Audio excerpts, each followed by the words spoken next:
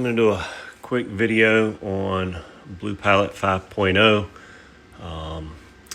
So this is going to be from a driving standpoint almost identical to 4.0. The only change from a driving logic is that we made some adjustments to try and reduce the number of times you would see steering unavailable during a human turn. That crept in 4.0 due to some changes to comma safety stack, and we've tried to address that.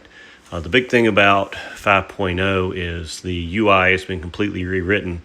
Although it still looks very similar, it was completely rewritten. So you can see we now get our SSID for our network, and we see our fan speeds. We get CPU and GPU usage and temperatures. And then when we go into the menu system, there's no longer a BluePilot menu. All the BluePilot options are now under the toggles and steering and cruise and other places, visuals, that you would find them in the SunnyPilot menu. But the biggest thing is the BP portal. So, my phone took off really quick on me, but you turn the portal on, and then there's a QR code you scan, and as you can see, it calls up a website. So your comma 3X now has a web server on it. So you need to be on the same Wi-Fi network as your comma. But if you are, and you scan the QR code, you get the comma's website, where you can see some high-level information here, like your temperatures and storage capacity and your dongle ID and your BluePilot and SunnyPilot versions and OpenPilot versions. So the OP version is the version of OpenPilot that SunnyPilot is based on. And then your SunnyPilot version is what version of SunnyPilot we forked BluePilot for. So you've got all your versions there to understand where you are in the software tree. You get your driving statistics just like you do on the home screen or on the Connect portal. And then you've got several options here. So the first one I'll talk about is the routes.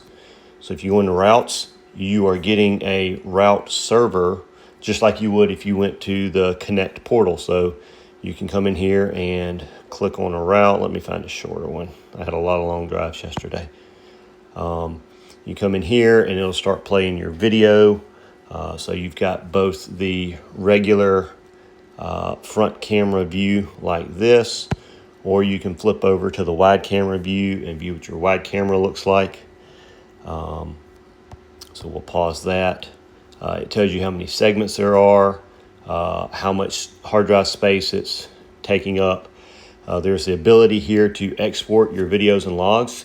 So if you're having trouble getting to the Connect portal, or you're banned from the Connect portal, or you've not been able to register, you can still get in here and export logs and videos, both for your personal use or if you need to send it to a developer. It also tells you a lot about your vehicle for that drive. So it tells you what your fingerprint was, what your VIN was, what brand, where you get your fingerprint from. And then these numbers here are actually what comma uses to try and fingerprint your vehicle. And then you can actually look at your routes and your data here.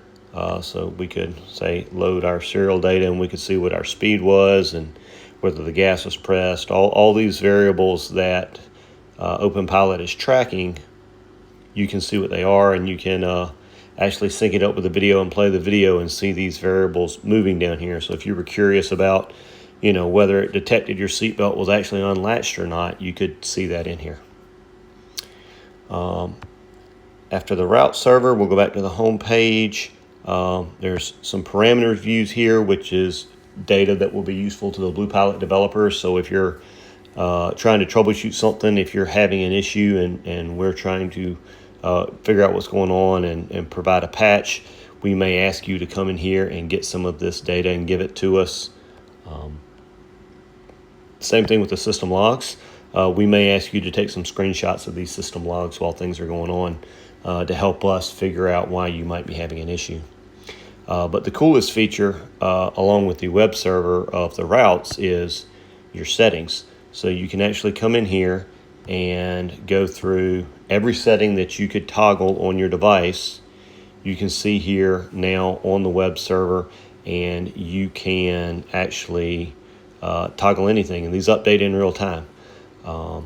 So that's the device. If I were to go into, say, the steering here, I'm offline now, so I can modify MADs. If you're driving, you can't modify MADs while you're driving, but I can adjust the automatic lane changes. I can adjust what my lane change factor is, what my predicted curvature blend ratios are, whether I'm using advanced lane positioning, if I have an in-lane offset. I can toggle all of this live at a red light, or you can hand the phone to your passenger and ask them to tweak your, let's say I normally drive with an in-lane offset of minus 0.06, which moves me to the left, and it's great on interstates. But then if I get on a two-lane road where traffic is in the lane directly to the left of me, I might not want to be that far left. So I had my daughter yesterday just go in there and actually move that to plus 0.3, and it slid us over to the right while we were driving down the two-lane road. And then when we got back onto divided highways, I had her put it right back to minus 0.06. Very handy. The other great thing is you can star some things here, and those will show up in a favorites menu. So the things I would normally tweak, I just starred. And so if I now come out of steering and go back to favorites, those show up right here on the favorites tab that I can get to quickly. But all of your settings are available here in the web browser to get to and toggle. The other great thing is, let me see exactly where this is. Oh, it's right here at the top. I'll go back to settings. You have the ability to import and export. So you can actually, export these and save them to your iCloud, or if you access this website from your laptop, you can save it to somewhere on your laptop, your downloads folder or something like that.